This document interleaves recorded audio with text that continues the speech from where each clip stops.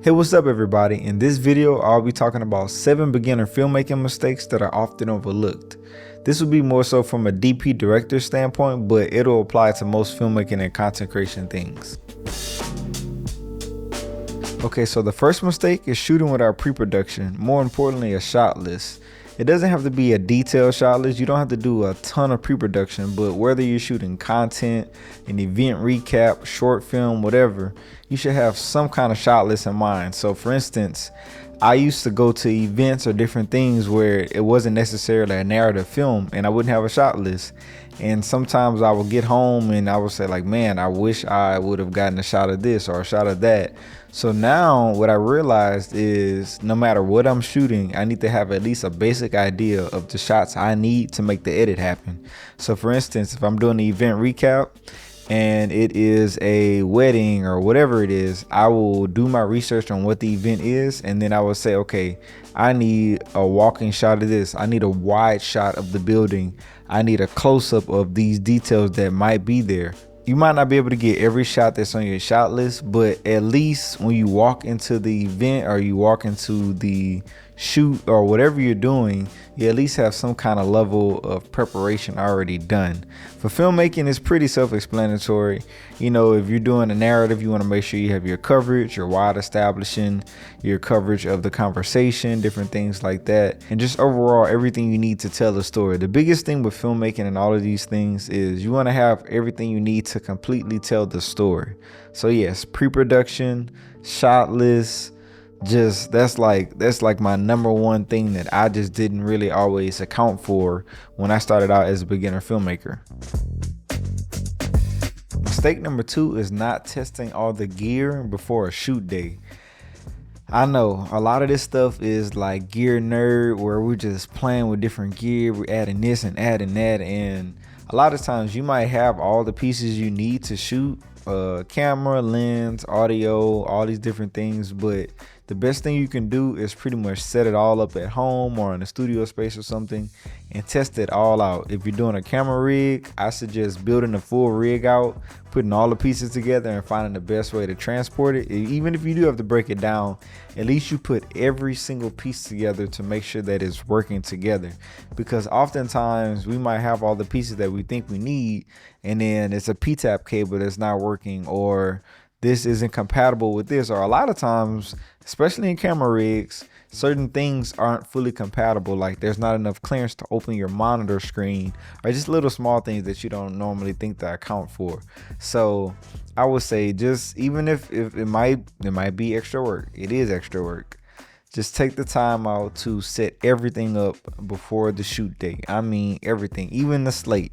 Pull it out the box, make sure it's working, make sure it's not dirty with old dry erase marks on it. Just test everything so you're not on set kind of just stuck. Mistake number 3 is checking the weather forecast. When I first started out, I'm from Louisiana and it rains, it's hot, it's cold. We have all these different weather patterns that happen, and honestly, I would just overlook weather completely and be like, hey, on Tuesday, I want to shoot a video. I just want to go out and shoot this video. And then I get out there and it's Tuesday, rain. But you might check the weather and it still might be bad. So I would say learn more about reading the weather forecast, those percentages, and just watching it on a more regular basis. And also too, look at the specific area where you're shooting. Normally, a lot of times I will look at where I live and say, okay, it should be good for the next couple of days. And then I drive a little further out to where the shoot is, and then it's pouring down raining, or it's just not favorable conditions. So that's just something to account for. And also too, another great app I would say is the Sunseeker app. I would say, yeah, I'm gonna catch the sunrise coming right here, and then I'm gonna have the shot, and then the sun is gonna beam and all these different things, and get out there and the sunrise is happening back there, and then my shot that I had in my head is just completely messed up. So I use different sun seeking apps and different things like this so I can at least be as closely prepared as I can with how the weather conditions are going to be on shoot day. And a great tip, a little bonus tip with that, is just look at how they do call sheets and things like that for bigger productions. If you can find some online, I'll probably throw one on the screen. But if you look at those call sheets, they have all the weather conditions and all these different things for the exact times that they're shooting on those call sheets. So yeah, didn't know that. Mistake number 4. Ooh, I made this one a whole lot, and I see a lot of people make this mistake, but it's shooting too many close-ups and not enough wide shots.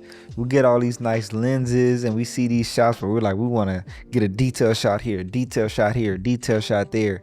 And then next thing you know, you don't have enough establishing shots.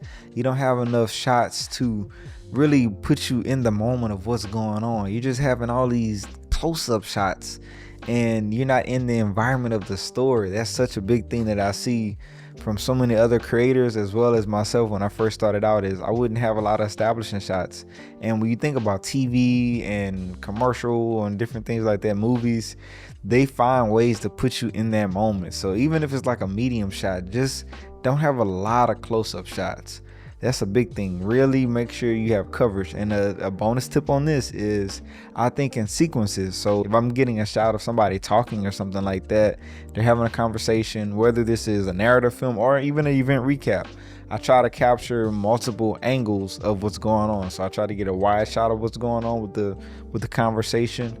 I try to get person A from this angle, person B from this angle, and maybe if it's some other emotions going on, I try to get body language through hand movements or different things like that. But if I were to just show them at a tight close-up angle, then they really wouldn't benefit the whole storyline of what's actually going on. You just see a shot of a random person and you don't even know what's going on. So tell the full story through those wide shots. 24 millimeter, 18 millimeter, maybe even a little bit of 35, just some other focal lengths that are wider than 50. And honestly, you work with what you got. If you have a 50 millimeter and that's all you have, you got to go all the way back there, get you a wide shot, at least one. But yeah, I made that mistake a lot and I see others make it, so I definitely wanted to notate that. Mistake number 5 is forgetting to shoot room tone or ambience.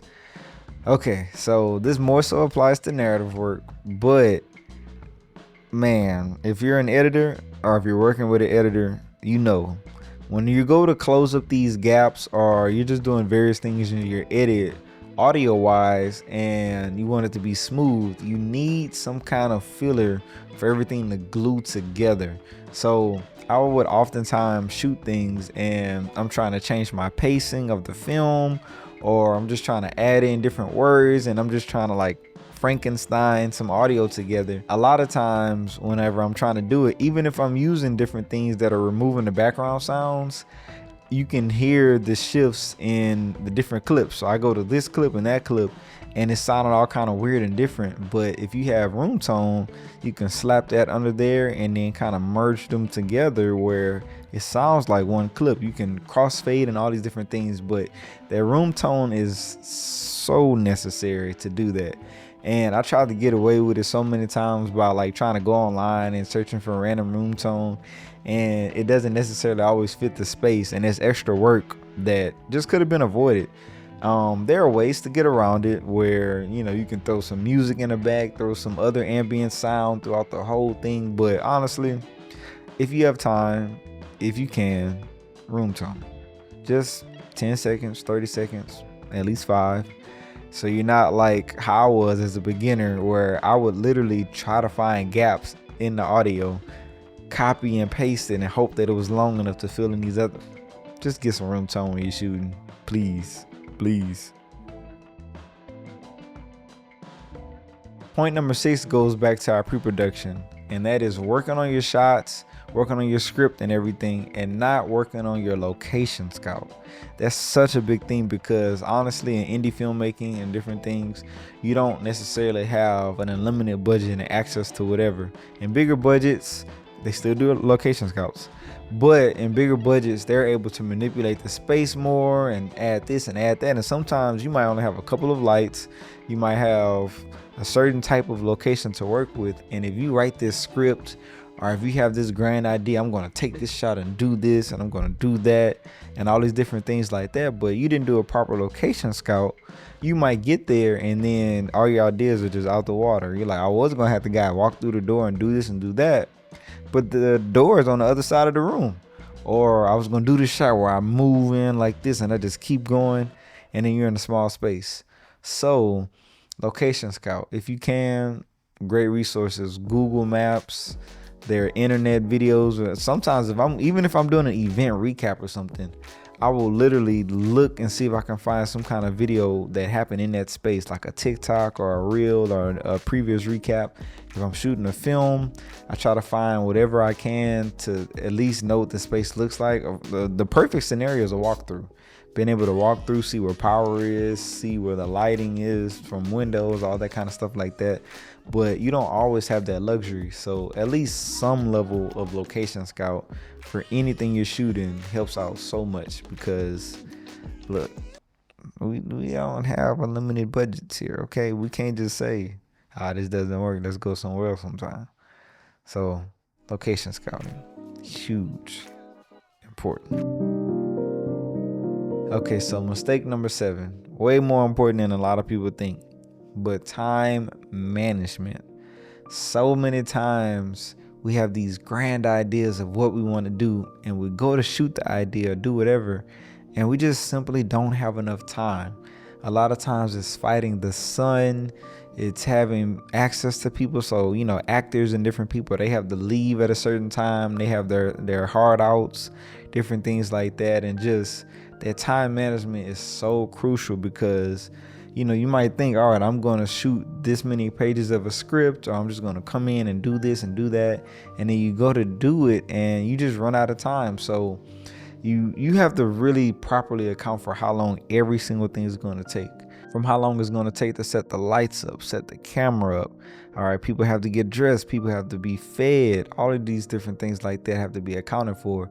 If you're doing a film or something with 5 people, okay, that might not take that long for people to be fed and this, that, and the other. But then you're working with 30 people, and then, all right, it's taking a little bit longer. Food has to be passed out, or whatever you're doing. Just in general, time management. You have to or I'll say this.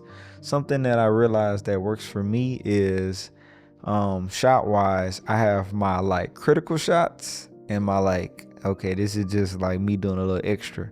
So I at least try to get my critical shots in a timely manner, and then if I have to circle back, I'll come back and do these other shots. And something that really I really have to work on this, okay?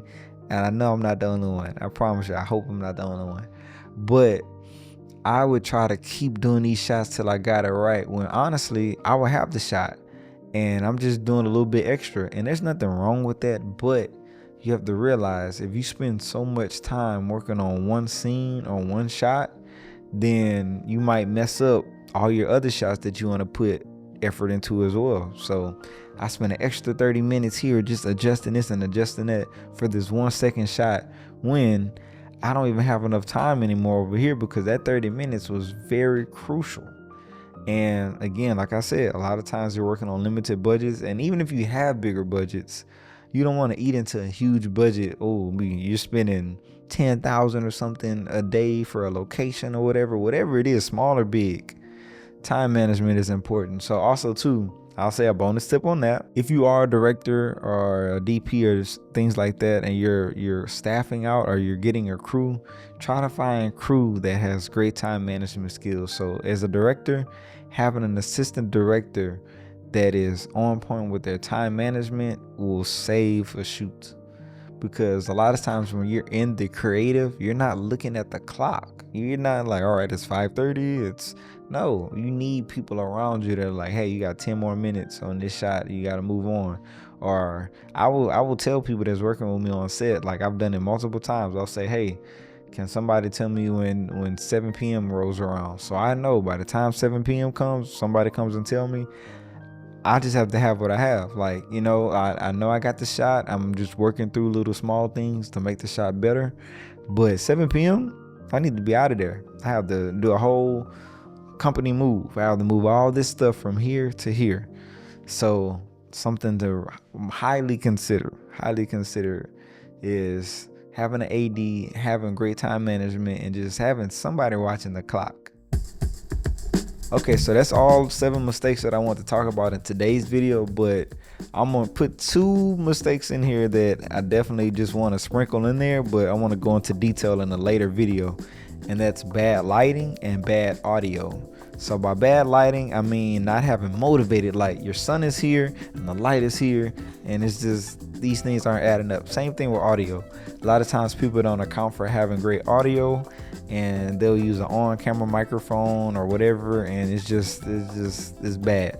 And honestly, I try to tell people the audio is like 50% of the video. Like, the video looks crispier when the audio is crispy.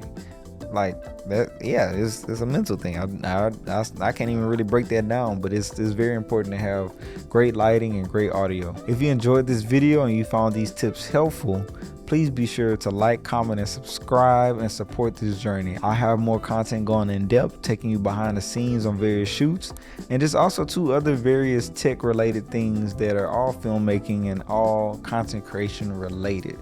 So yes, thank you again for watching. I truly appreciate it, and always remember to be cool, be great, and go create. Peace.